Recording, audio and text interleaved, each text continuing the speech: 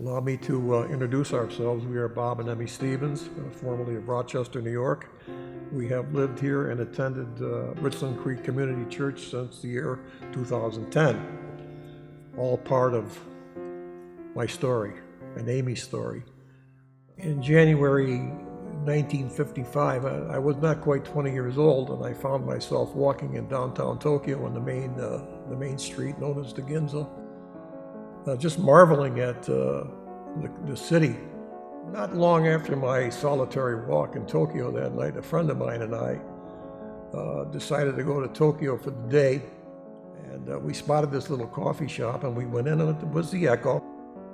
And this young girl came over and said to us after we sat down, I remember the first words Emi ever said was, "Would you like a glass of water?" I remember he asked me date. And I said, okay, I think it was 14 years, Saturday or something. And Oh, I don't remember that. You don't remember? No. I was scared, so I brought my girlfriend with me. My girlfriend and I waiting, and this man passed by. I thought it was him right away, but he didn't wear glasses. I remember that. So he didn't see us. He must be pretty bit nearsighted or something. I just didn't see you. There was 1,000 people around. I didn't spot you. Well, Army we were bus. driving a bus for the service club. So it was a 32-passenger Army bus, and we picked up Emi and her girlfriend. Going to a square dance. We were sitting in the front of the bus. My buddy was driving the bus, and I was sitting with Emi and her girlfriend. And the back of the bus got very quiet. And all of a sudden, Emi looked around and said they were in the back seat, in the back of the bus, and some of them were smooching a little bit. And Emi was humiliated. How dare you put me in this situation? Take me to the train station. So I took her to the train station. We dropped her off, and I said, We didn't "Boy, see for about 3 months. I'm not going to see her again." God had a plan. That goes to show you that He had a plan for us. The relationship was beyond just being friends, and I knew I was going to have to make a decision eventually. Was I going to ask for Emi's hand in marriage? I knew I wanted to marry Emi because I knew I couldn't leave Japan without her. One night when we were down on the ocean one Sunday evening, getting ready to come back to the Tokyo area where we live, I told Emi, I said, one of these days I'm going to have to go back to America, and I want to take you with me. And she said, "We marry?" And I said, "Yes, we marry." "Okay." She said, "Okay." Shortly after that, I found myself in my executive officer's office at my base, asking him if they would put in the paperwork for permission to marry, and he tried to talk me out of it. That in of itself was a troubling 8 months. The next 8 months were very difficult, many ups and downs, and trials and tribulations just to get that paperwork approved. So Bob used to say, well, if he was going to discharge in September, and that January, he was getting worried, so he said, well, if this paper didn't go through, he said, when I go back States, and I come back and come down and get you. At the end of the 8 months, Emi and I were called into an interview with my executive officer, and he looked at me, he said, "Now you tell me why you want to get married." Well, it sort of took me back a little bit. Why does anybody want to get married? And I said, "Sir, I love this girl." And he says, "All right, Stevens," he says, I wanted to hear you say that. He said, "Because I've heard all kinds of stories, but I'm going to approve your paperwork." And he signed. And it hadn't been for him, if he hadn't signed that paperwork, we couldn't have got married, even though we had passed all the checks.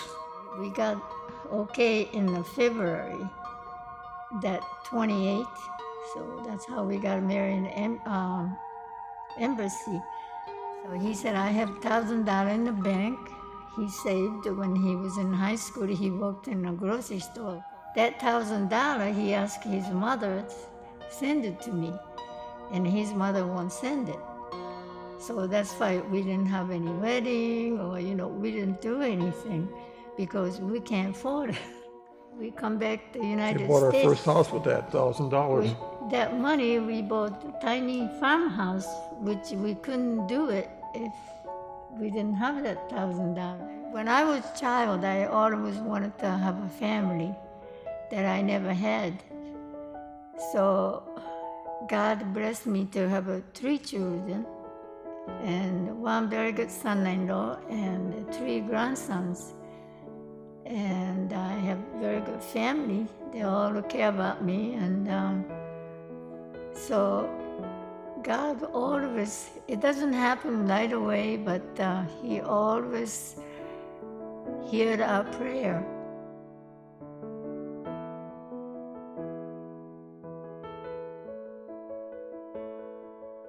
Now, here's another funny little part of God's plan. One Wednesday night when Amy had attended Bible study, I stayed home and she came home. She was all excited. She says, "Bob, I've been saved." And I sort of said in a cold way, I said, "That's nice." She had something that I didn't have, and I didn't know how to get it yet. The following Wednesday night, we found ourselves in Brother Jim's office, and he's explaining to Amy about baptism, and I interjected, and I started talking to him, and I said, "You know, Brother Jim, I've lived here in America all my life."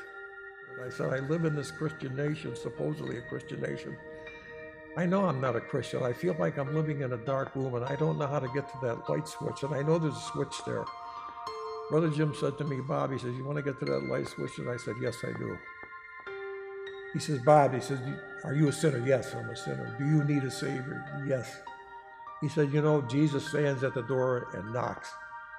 If anyone hears his voice and opens the door, he will come in with you and dine with you and you with him." I have thought about this. God reached down through time and space and eternity, and he said to me,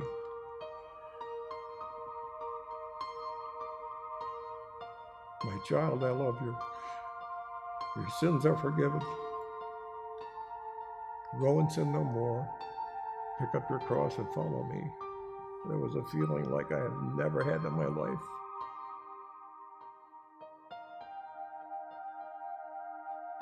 The story goes on. My daughter Susie was 14 years old. She had been saved at 14. She grew up and went away to school and moved to Virginia. Her husband had moved into Virginia from New Jersey. She wanted us to move to Virginia, and Bob doesn't want to move. And I said to him one day, I said, "Bob, I'm going to Virginia to live with Susie because I miss my grandkids and I miss my kids. So if you want to stay here, you can stay. I'm leaving." Well, you know, he's here. So anyway, when I started going to Richland Creek, something happened to me that I felt like all those years, since I got saved, I think I was kind of sleeping. I believed in God, and I trust God and all this thing, not really from my heart. I thought I was, but I wasn't. I realized that something happened to me. I really started believing. My belief is really come from my heart. I think we've come to the conclusion and the knowledge that God does these things. He allows. He doesn't do it. He allows things to happen. He's testing us. We're being refined. If I look back and say, "Well, gee, there was no sense for us to be together," looking at logic, there was no logical reason back then that I could think of that said, "Yeah, well, go ahead and get married." It didn't make sense. We were defying all the norms of the times. I didn't know we were being called together. Looking back, I know. Now I can see the plan. What happened? Had Amy stayed in Japan, very possibly she would have not been a Christian today. It's very possible that we're not married. I might not be a Christian, and then here we are. I never thought we'd get this far in life because I didn't think we'd last this long. But we're blessed. And we're very happy to be here in Wake Forest. And we're blessed to be here in this Richland Creek Community Church. We love our brothers and sisters here. It's a great thing that happened to us.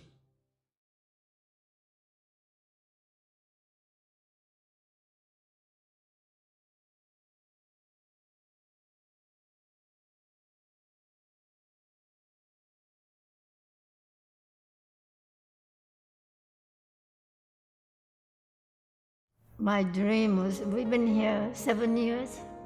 Yeah, this Every is our year, 7th year, yeah. my anniversary, I said, I'd like to get married by Pastor David.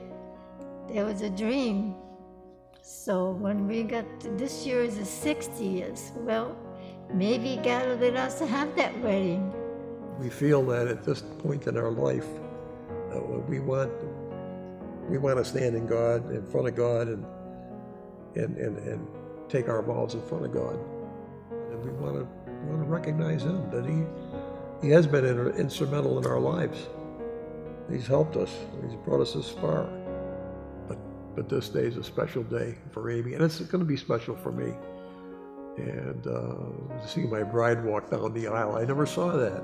We never had that. I know Amy's been looking forward to this for a long time, and I told her the other day, I said, you know what, I really want you to be happy on this day. This is your day, something that you've looked forward to for so long. And I just hope it's the best day she's going to have for the rest of her life.